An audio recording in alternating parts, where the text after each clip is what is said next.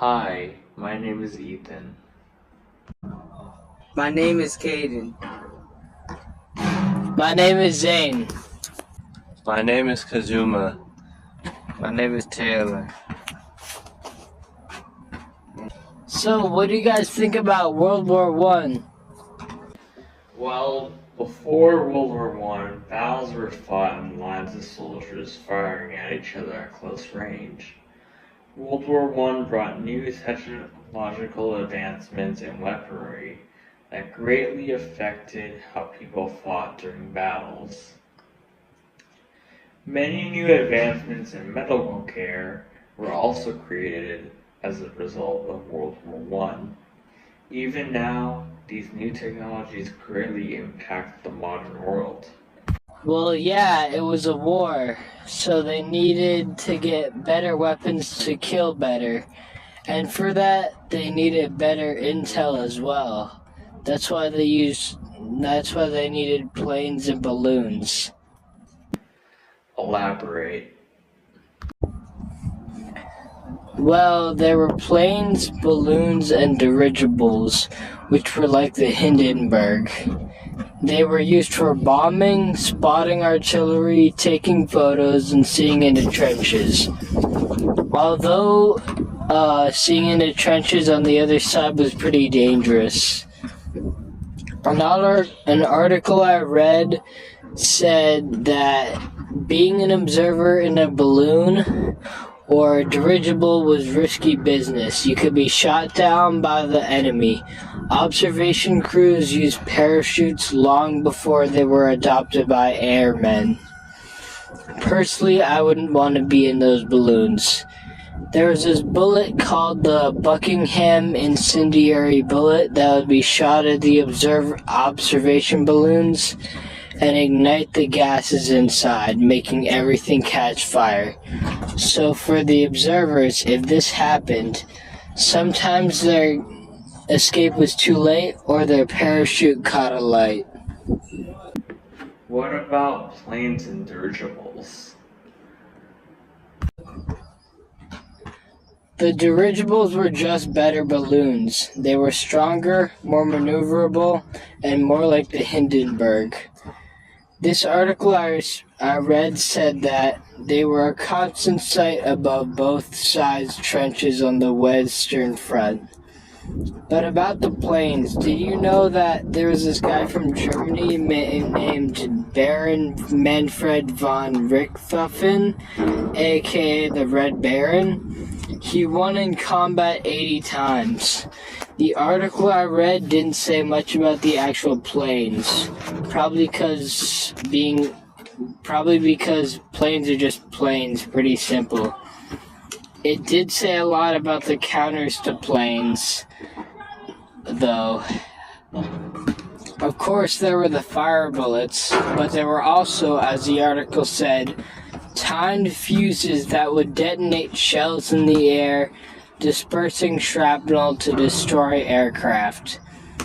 Since there wasn't much technology at the time, both sides just took machine guns and put them on tripods. But in 1917, Germany made an 88mm artillery gun to shoot down aircraft. That's about the diameter of a toilet paper roll. The British also made some anti-air guns, one of them being what was called the pom-pom gun. All of these anti-air weapons meant more planes would get shot down, and by the end of the war, Americans claimed 58 aircraft shot down from 1917 onwards. British and Australian forces claimed 340 aircraft shot down. French forces claimed 500 aircraft shot down, and German forces claimed over 1,500 aircraft shot down. The more you know. You know what? I remember Caden reading an article earlier. Caden, what weapons were invented during World War I again? The flamethrower is an infantry weapon. It can send a jet of flame many meters away toward enemy troops. Inside was a device, a cylinder of oil being pressured by propellant like carbon dioxide or nitrogen. Grenades, which were called bombs at the time, were used to throw at enemies to blow them up. It was a weapon to take out large number of troops. There were many types of grenades created during this time, including frag grenades, concussion grenades, smoke grenades, which was used to conceal movements, colored smoke grenades for signaling, gas grenades, and rifle launch grenades. Machine guns are a type of automatic guns that fire bullets in a rapid succession for as long as the trigger is pressed. It was designed for sustained direct fire. The periscope rifle is a type of rifle that allows troops to fire from inside the trench. This helps them by not exposing their position while they are firing at each other. That's really interesting, Caden. Hey Taylor, I read in an article that soldiers in World War I used a tactic called trench warfare. Do you know anything about it? Trench warfare was the warfare between two opposing sides of networks of dug trenches. Trench warfare was developed as a result of all the new technology developed during the war, like machine guns. Trenches were armed with defenses such as barbed wires and armaments. The land between the two opposing trenches is called the no man's land.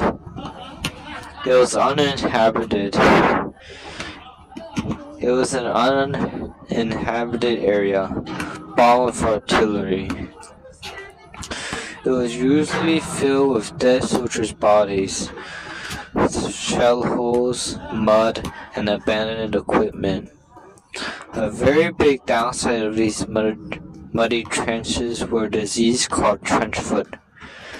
This disease caused by the damp mud because of the waters in the trenches damaged tissue and blood flow, ultimately leading to an amputated foot to stave off an infection, possibly death. A quote from the worldwar.org says, "The mud in Belgium varies in consistency from water to about the thickness of dough ready for the oven," one British infantry wrote. The constant damp led to a condition known as trench foot, which, if left untreated, could require amputation to stave off severe infection and even death. What was life like for people in the trenches?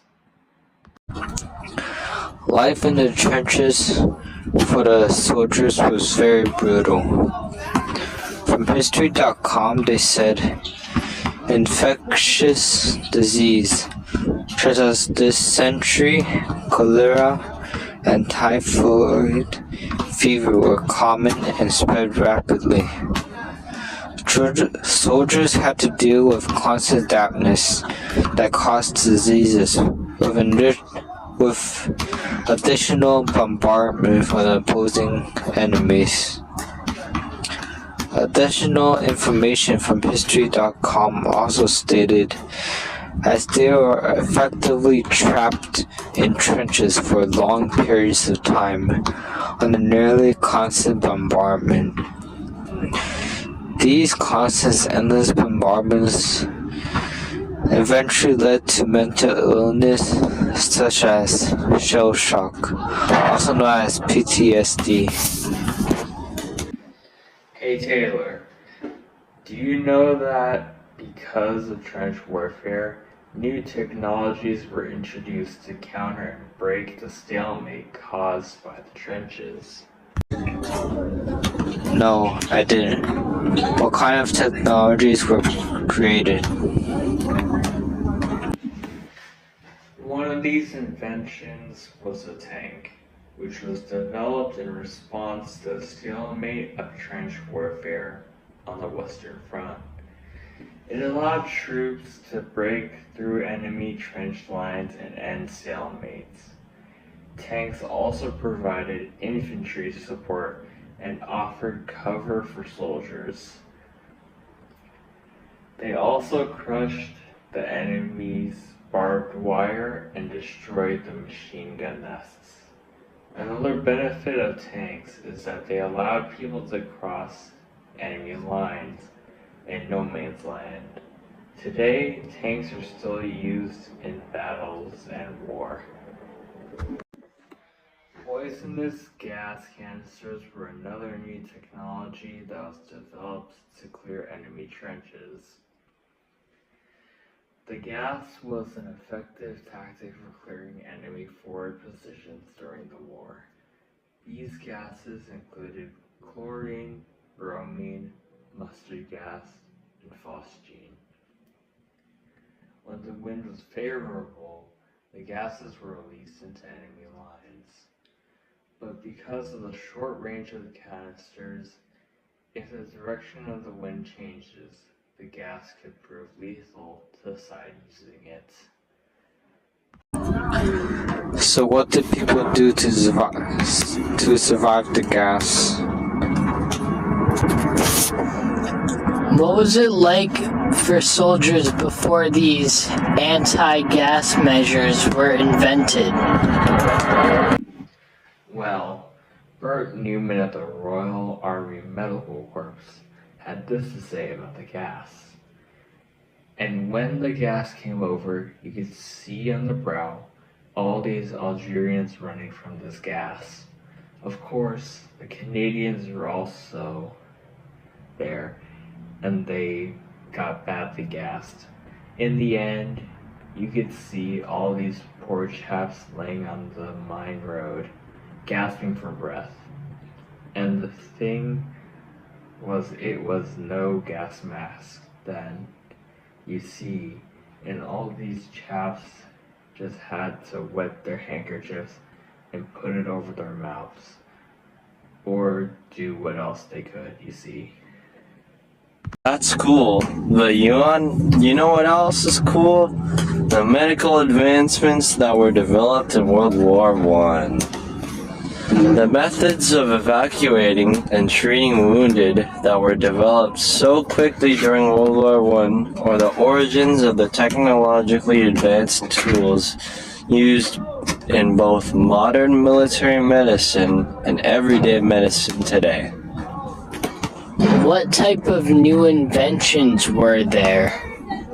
Well, a few of the many inventions were like introductions, I guess, of technology, were ambulances, antiseptics, specialized anesthetics to reduce pain, obviously, because there was specialized anesthetics, so why wouldn't there be normal? Yeah. One of the more commonly used anesthetics being nitrous oxide, as well as anticoagulants to store blood in blood banks were also developed, because, there's not really any point of, treating a wounded person when they're just bleeding out, so those anticoagulants, probably helped a lot. Like to end their suffering? No, not to end their suffering. No, that's a bit dark, Zane.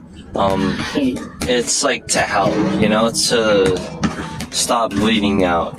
But all of the previous, inventions, I guess, were are still in use mostly every day in the world in hospitals, which is, it's kind of cool because World War I's so long ago and stuff is still being used, So, yeah. What else? Another popularized method in the medical field, which is still used today, is rehabilitation. And before World War I, it wasn't really popular because, rehab's like, oh, why would you want to rehab when your leg is gone? You're just going to be reminded of more pain. But rehabilitation for tuberculosis,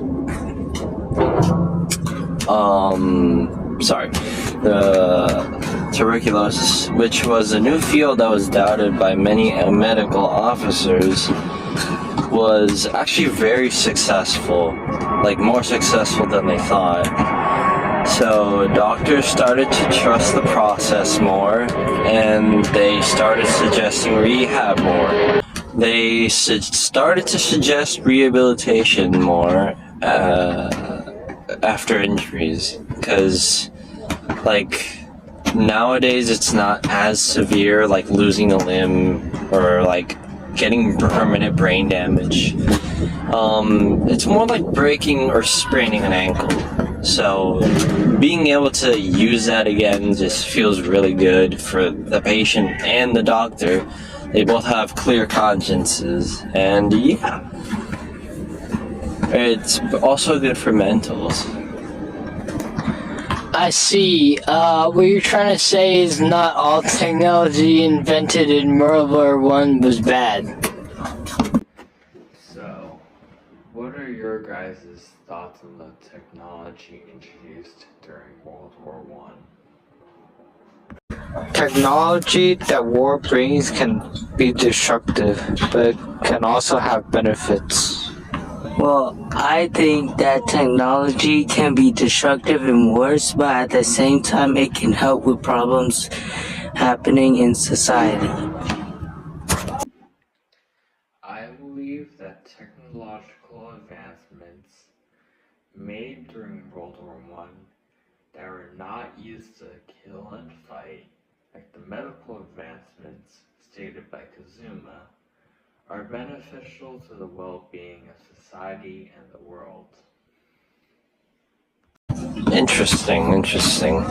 But honestly, I think war is bad as a concept, but since there's a lot of things happening, it can bring a lot, it leaves room for improvement, and it can help bring about change and development in the form of technological advancements, what I just said, medical stuff. Hey, Two sides to everything. Yes, exactly.